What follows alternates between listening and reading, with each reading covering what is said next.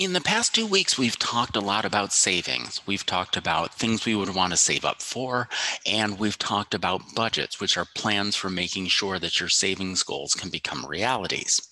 We haven't talked about an extra issue, which I think is really important, which is when you're saving money, what are you going to do with that money? Some of the articles that we've had have had jars with cash stuffed into it, and it's true, that's one option for accumulating cash. It's not the safest, it's not the most productive in a lot of ways. So what we're going to talk about in this week's classes is we're going to start to talk about banking.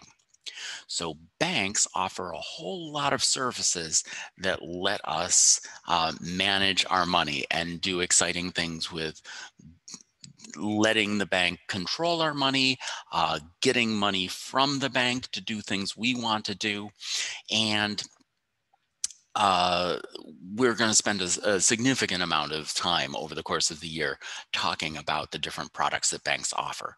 The first thing we'll talk about this week is savings. So we've got two goals this week. The first goal is we're going to talk about different kinds of organizations that offer banking products.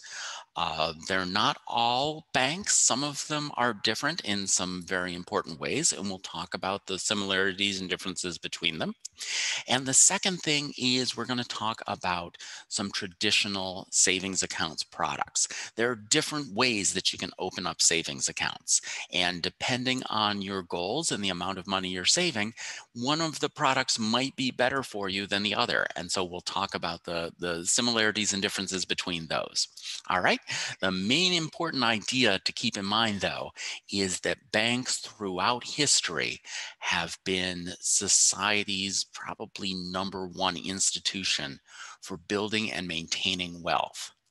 And so it's crucial that if we want to build and maintain our own wealth, we need to understand how banks work. We need to understand how banks make money off of us. And we need to make sure that we understand how to get the most services from our bank for the least amount of money that we're paying them to provide those services. All right, let's go ahead and start looking at that.